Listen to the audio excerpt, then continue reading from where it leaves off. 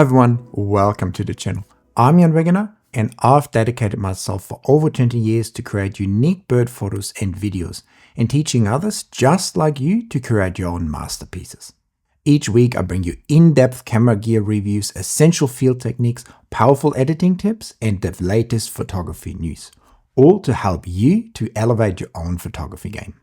I've just wrapped up a couple of action-filled weeks with the R1 and let me tell you, it has completely flipped my perspective on the camera. But here's the real question. Is the R1 truly the ultimate tool for capturing fast-paced wildlife moments, or does it fall short when it truly matters? Stick around because I'm unpacking the highs, the lows, and everything in between, and will also reveal a few tricks you won't want to miss. When I grabbed the R1 for the first time, I felt right at home. Sure, it's a bit bigger and heavier than most cameras at around 1.1 kilos or 2.4 pounds, but this is what a professional camera body should feel like. The wheels and buttons are all perfectly placed on the camera body and easy to reach and to navigate. And the new material on the camera body allows for a rock-solid grip and it never feels like it could just slip out of your hands. The body feels like a mix of a 1DX Mark III and an R3. It's a bit bigger than the R3, but a bit smaller than the 1DX Mark III. I wouldn't have minded if Canon stuck to sort of the size and shape and especially weight of the R3 body, but overall the R1 feels very nice and not too heavy. What's great to see is that the R1 uses the same batteries as the R3 and the 1DX Mark III, so we can simply use our old spare batteries from those cameras and don't have to buy any new batteries, which is fantastic and avoids problem like we had with the R5 Mark II where we needed new batteries but they weren't readily available. The true standout feature of the R1 is the ginormous EVF. It comes with a resolution of 9.44 million dots and it's simply insane. It's bright, it's vibrant, and it has no blackout when using it with the electronic shutter. I would prefer this EVF over any other EVF I've ever used and even an optical viewfinder. Whenever I went from using the R1 back to the R5 Mark II or the R3, I was quickly reminded just how much better and bigger the viewfinder is on the R1. The R3 and the R5 or R5 Mark II have a nice viewfinder, but the R1 is truly next level and so much nicer to use. What I also like to see that the external viewfinder design, like the rubber eyepiece of the R1, has also drastically improved over the R3. On the R3 it tended to come loose or break very quickly, whereas on the R1 the whole viewfinder and its surroundings look very sturdy and look like they can take a lot more of a beating than the R3 could. The rear screen is the same that we can also find on the R5 Mark II with a 2.1 million dot resolution, which is nice, but nothing special unlike the truly outstanding EVF. The R1 comes with a 24 megapixel back illuminated stacked sensor that has a super fast readout speed and essentially no rolling shutter. When I looked through all my images, I could basically not see any effects of rolling shutter, and I was also not able to see any of the annoying image wobbles that we get with slower readout cameras, so that is fantastic. As a first in the Canon R series camera lineup, the R1 now also comes with two CF Express Type B card slots, which is great to see because now it allows us to write to both cards simultaneously without being bottlenecked by one slow SD card in the other card slot. The card door itself has also gotten a little makeover and now comes with a little lock that you have to push down before you can actually open it up, so it doesn't open up by itself accidentally in the field. What I personally also like about the camera is that it now comes with a full HDMI slot, just like what we see in the R5 Mark II as well, so we don't have to use those annoying mini HDMI cords anymore. When it comes to speed, the R1 has also plenty to offer to us with 40 frames per second, but if you think that is too much, you can also lower that in the menu. When it comes to the body of the R1, we can find plenty of customizable buttons all over the camera on the top, the front and the rear, which is great because it allows us to put many different functions to the buttons where we need it to get the best shooting experience. The main improvement I would love to see with the customizable buttons is that Canon would give us more options in the menu of what you can assign to each individual button, because a few buttons can only have a very limited amount of features, and I would love to be able to assign whatever I want to each of the buttons. And there's actually a few buttons that cannot be changed at all, like the two little buttons on top of the camera that are for white balance, for instance. And because I don't really need a button for that in the field, it's kind of wasted space, and I would love to assign something else to these two buttons on top of the camera because they're kind of in a prime position to be reached by my fingers. So not being able to assign anything else to these buttons basically makes them dead space, which isn't ideal. So being able to assign something else to them would be great. What you probably don't notice much during the day, but at night you find very helpful, is that the R1 also has a few buttons that are illuminated, so it's much easier to find certain buttons on your camera when you're working at night. The true standouts for me on the design of the R1 are the fantastic photo-video switch with the record button in the middle that it's very nice and easy to reach, and the already great AF on button that we know from the 1DX Mark III and the R3 that has now again been leveled up and offers us even more options.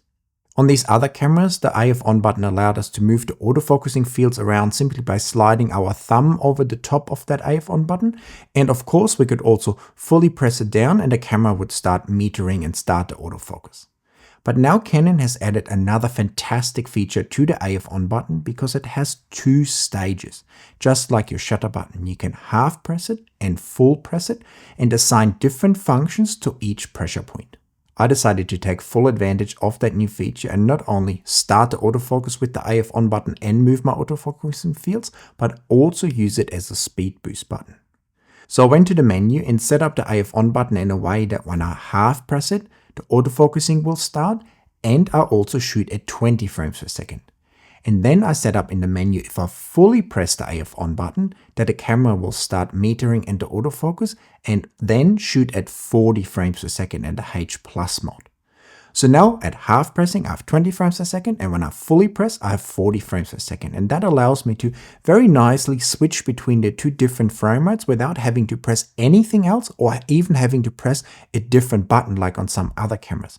So on the R1, I can now autofocus and also do the speed boosting within the same button, which I found really useful in the field. And you can super easy switch between the different frame rates. And you don't have to be at 20 or 40 frames per second. So you could, for instance, also be at 1 and 10 frames per second or 5 and 15 frames per second. But you can also assign a lot of other options to that full press and half press of the AF on button. Being able to set up the camera like this and basically not having to move my thumb off the AF on button anymore is one of the best new developments I've seen in camera technology and camera designs in a long time.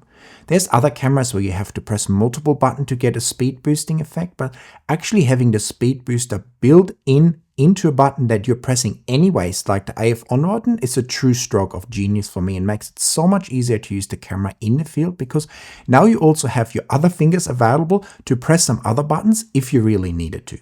The only downside to that fantastic AF on button, at least on the pre-production model that I had, is that it's not easy to identify the two pressure points or the two stages of the AF on button, because it's too easy to basically press it all the way through, and it's kind of hard to find that halfway pressure point.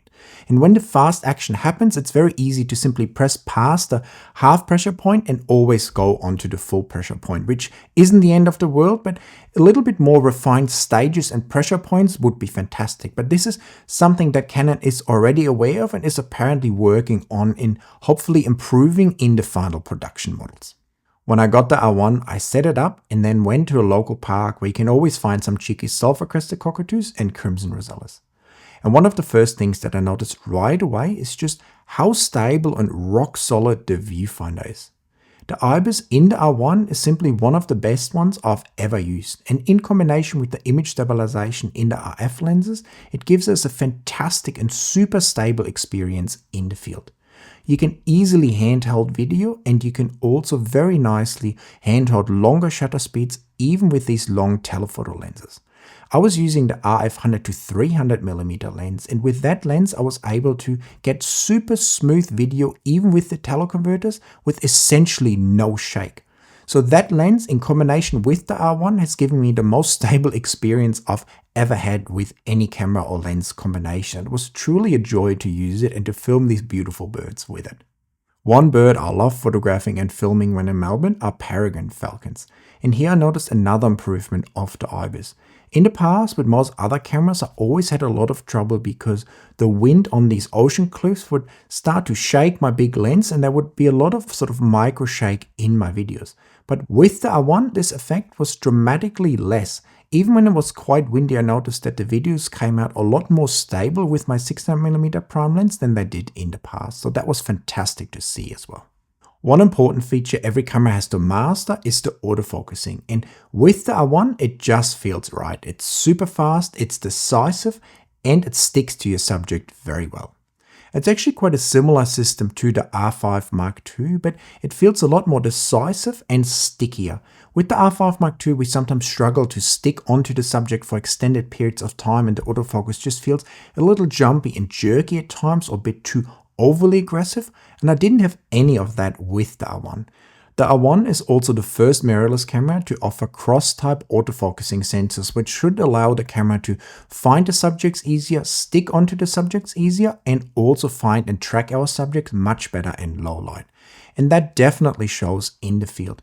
Even when it got quite dark, the camera always jumped onto the subject right away, and also with the teleconverters, it never felt like that the camera would get much slower or that the autofocus was sluggish. In all situations, basically, it felt like the camera would always jump right onto target and then stick right to it. Of course, sometimes the autofocus and the subject recognition would still get confused as to what's a branch, what's a rock, what's a bird, and would not jump on the bird but on a different stick, for instance. But overall, the subject recognition has been fantastic and the best one I've used to date. It can find even tiny birds amongst the bushes and track them very well, which I found truly impressive.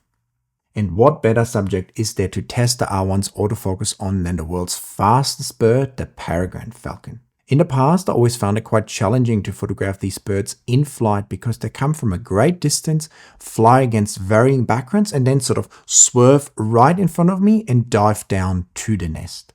But with the R1, things changed quickly, and I was able to track the birds from a distance, track them all along the way against different backgrounds, and even when they came really close to me, when normally most cameras would lose the focus, the R1 was able to stay on the bird, and with the 40 frames per second, I was also able to get enough poses to choose from, and I ended up with one image that I really liked of the falcon banking right in front of me against a beautiful blue ocean background. So when it comes to tracking birds in flight, the R1 was doing a fantastic job, and it was really easy to just look at the bird, acquire the focus on it right away, and then track it, and also get the frames you needed because you had that fast 40 frames per second and a super fast and very well tracking autofocus. Like on all mirrorless cameras, I set up the R1 with double back button autofocus. My base autofocus is the spot without tracking, and then on the AF on button, I've assigned the whole area tracking for animals with the eye tracking activated as well. And the combination of the two works very well. Now, unlike on the R5, where I had to play around a lot with the different autofocus settings and cases and the different settings within these different autofocus settings, on the R1, the auto settings on the standard mode worked really well right out of the box, and I didn't have to make too many adjustments to actually make it work very well in the field, and was able to basically stick with the standard out of the box settings most of the time. But from time to time, it seems necessary to adjust the case to either responsive or to locked on. For instance, I was photographing terns in quite bad light and they were flying against varying backgrounds, and there was just one certain rock in the background, and whenever the terns would fly the rock, the camera would jump onto that rock and off my subject. So I decided to go into the menu and change the autofocus into auto mode from the normal setting to the locked on setting. And then with the locked on setting, the camera stayed on the tern and didn't jump onto the background anymore. So in certain situations, if you feel like the camera is too locked on, it probably makes sense to jump to the responsive setting. Or if you feel like the camera is not locked on enough, it makes sense to go to the locked on setting. But in most cases, as my sort of go-to standard setting, the middle of the road auto setting actually did a fantastic job. On top of the 40 frames per second and the great autofocus, the R1 also offers us pre-shooting, which in theory at least, should make us never miss the moment again. When activated in the menu, the camera will pre-record half a second of images while you're half pressing the shutter button. And when you actually fully engage the shutter button, this half second of images, 20 RAW files in the case of the R1, will be written straight onto your memory card. So having full RAW pre-shooting available in the R1 and also having the RAWs directly written to the card is fantastic.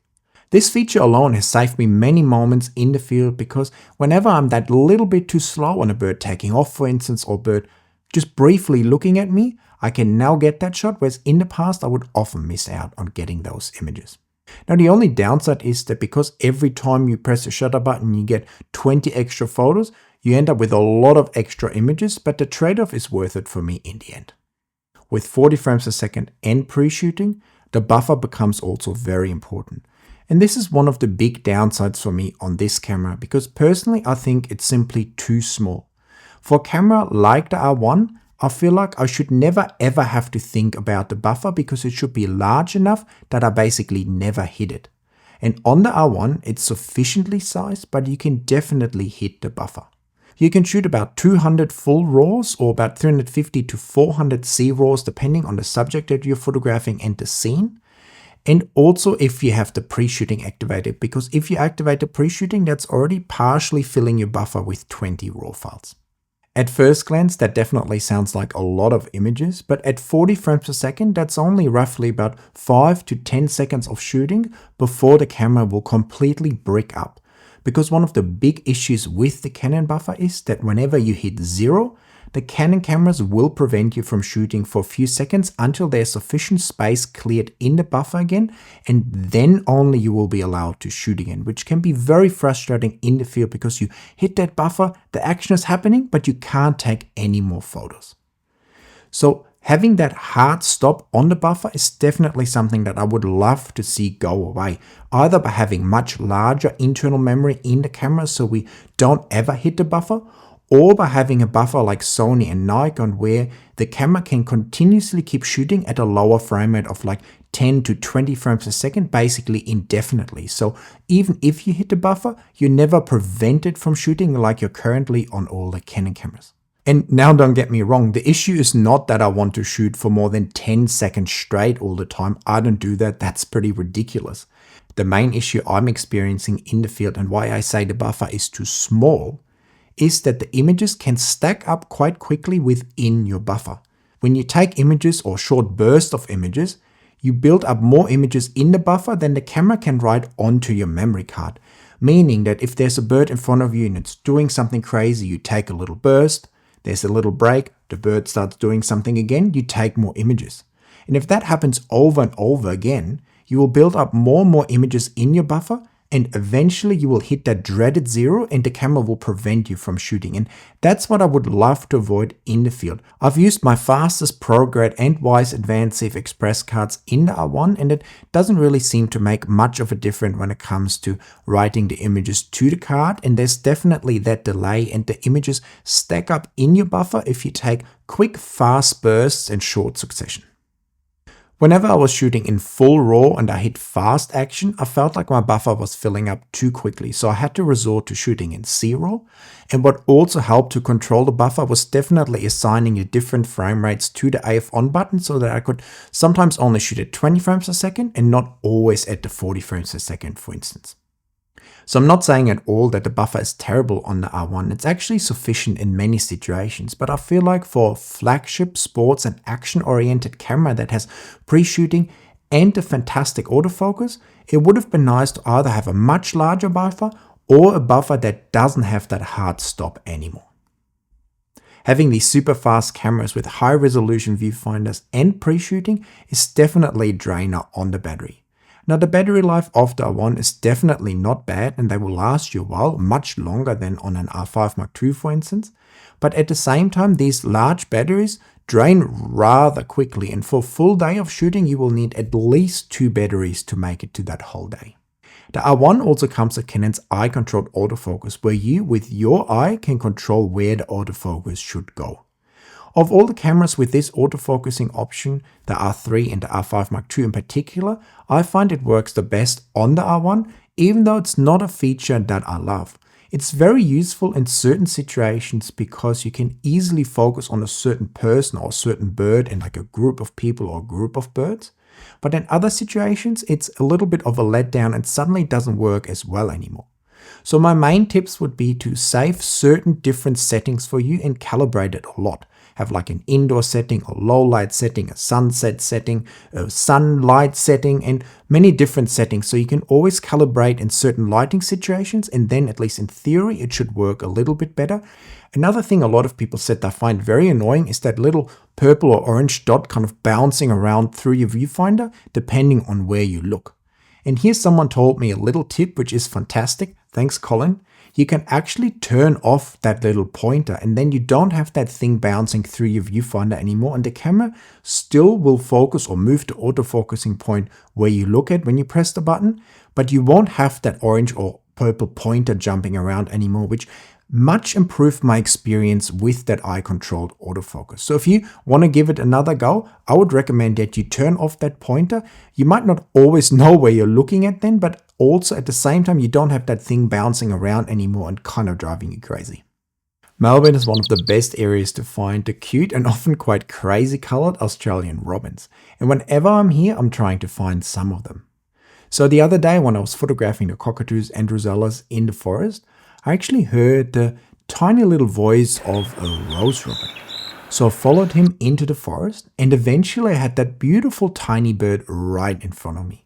And the R1 did a great job tracking it through the branches, and eventually it sat in a nice open spot and allowed me to capture some beautiful photos and videos. Looking at the images from the R1, the file quality is great and the noise levels are extremely low. Even at very high ISOs of 12,800 and beyond, they don't show a lot of noise and clean up extremely well.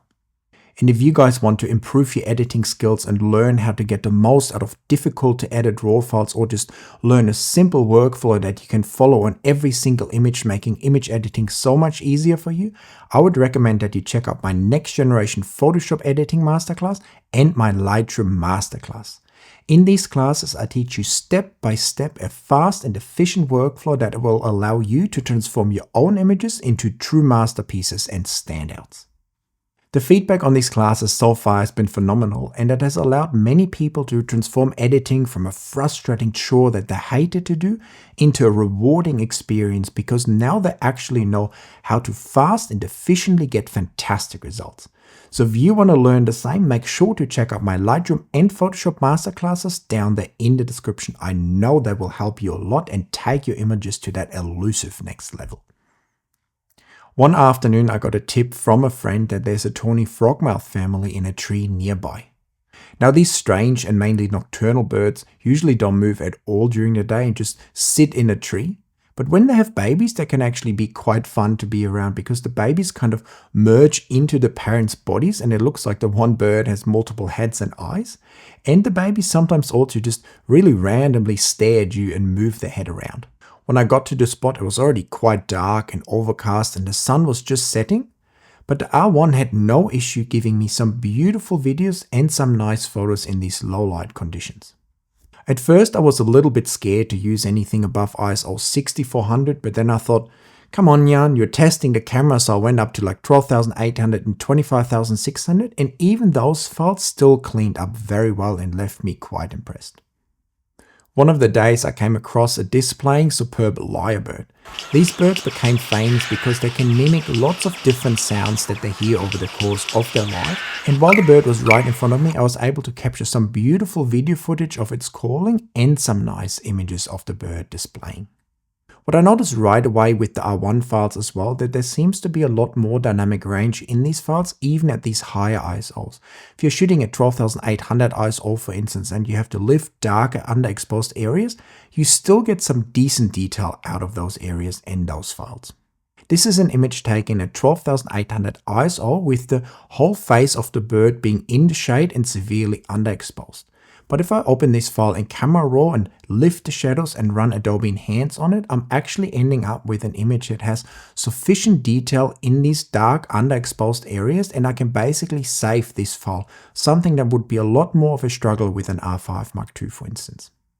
So seeing these good results at quite high ISOs made me even more comfortable in pushing the ISO higher on the R1, and I think 25,600 is still definitely usable, and you could push it even as far as 51,200 in some extreme cases, and you could expect still some decent results. Of course, lower ISOs will always give us the best image quality and the best sharpness, but being able to push sometimes into these high ISOs can definitely be helpful. One thing I've come to love when shooting with higher megapixel cameras like an R5 Mark II with 45 megapixels is that I can shoot a little bit wider. So if something unforeseen happens, like a second bird is entering the frame or the birds rip up their wings, I'm still wide enough that I don't clip any important elements. And if nothing happens at all, I still have enough megapixels left that I can crop in a bit and get a nice portrait of the bird. And this is probably the biggest challenge when it comes to shooting with the 24 megapixel camera. Because the ability to crop is severely limited, we have to shoot a little bit tighter and run the risk of easier clipping a certain element or not having as nice framing anymore if multiple birds suddenly enter our frame. When you don't crop at all and your subject is quite close to you, 24 megapixels is more than sufficient and has amazing detail, amazing colors, and everything is great. But when it comes to chasing small and elusive little birds in the bushes that are sometimes a little bit further away and it's just physically impossible to get close enough to these birds, then a higher megapixel camera definitely has an advantage because you have larger files that also have more detail in them. So for me going forward, I could see a scenario where I use the R1 as my main body for low light and action photography and whenever I'm close enough to the birds, and then use an R5 whenever I know I need to crop a little bit more or I need to simply have more pixels on my subject or I want the ultimate details. The R1 also offers us in-camera upsizing of the files of up to I think 2 or 4 times the resolution of the original file. Now this is nice in theory, but for now at least, this can only be done in JPEGs. This doesn't mean though that you have to shoot in JPEGs. You can actually go to the blue menu, select a RAW file, edit the RAW file in camera, then transform it into JPEG and then upsize this JPEG. And you could even crop your RAW file before you transform it into JPEG and then upsize the transformed crop of the RAW file into a much higher resolution, which is definitely a great feature in certain situations, but for someone like me, it's not super usable at the moment, unless you could actually do it to your RAW files and not just to a JPEG file. When it comes to video, the R1 is also a true standout for me, and this would be one of the main reasons I might consider this camera. The files of the R1 look simply beautiful, nice and crisp, and also the fantastic image stabilization with the good autofocusing in video mode make it really easy to even get nice handheld footage. Now I won't recommend using handheld video footage, but sometimes when we're just walking around and a great scene is happening right in front of us, we have no other option than trying to do handheld footage. And in these situations, having a camera with a fantastic IBIS like the R1 definitely help us to get some emergency video when we otherwise wouldn't have not gotten any video or only very shaky video. When it comes to the resolutions and frame rates, we can shoot the R1 in full HD of up to 240 frames per second and in 4K of up to 120 frames per second, and we can also shoot in 6K RAW. So there's fantastic options available for everyone, and unlike the R5 Mark II, the R1 can also shoot oversampled 4K 60, which looks quite nice and crisp. And I noticed even 120 frames per second look very nice and crisp right out of the camera. One afternoon when I was at the tern colony, I had planned to shoot the terns in this beautiful sunset, but then these clouds rolled in and there was never a sunset, but I guess that's nature photography. But I still wanted to test the camera, and so I decided to try to film some of the terns in flight, something that had in the past never really worked because the autofocus was not able to follow these super fast moving birds. So I grabbed a 100 to 300mm lens with the 1.4 extender and the R1, and I put it into 120 frames per second. And to my surprise, I was able to quickly follow along the terns and get some beautiful video footage of the birds coming down from the sky and flying down to their babies.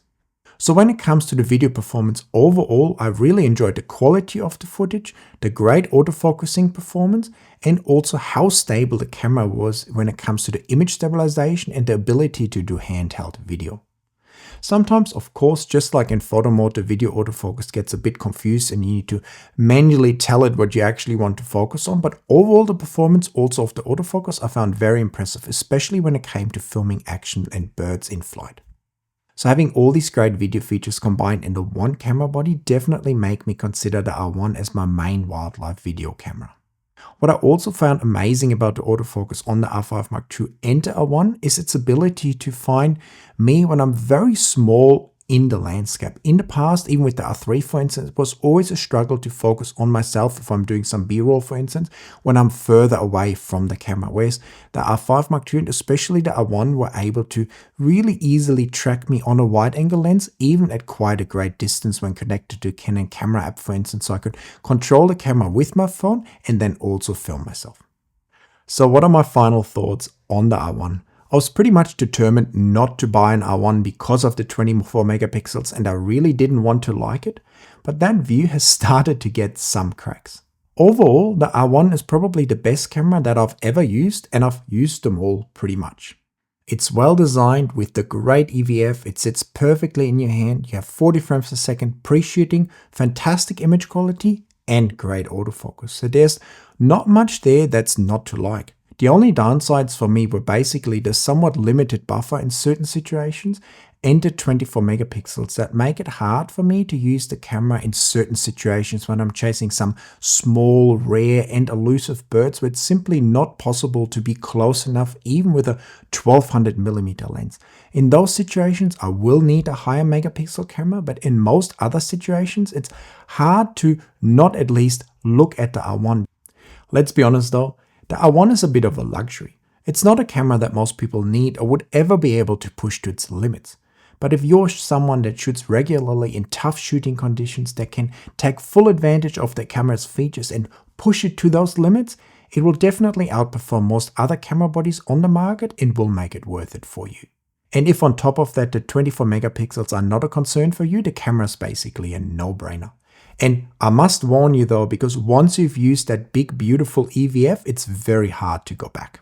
So what are your thoughts on the R1? Is it a worthy flagship camera? Are 24 megapixels enough? Let me know in the comments, give me a thumbs up for the video, check out my new masterclasses and my channel membership, and of course, hit that subscribe button and I will see you in another video very soon. Bye!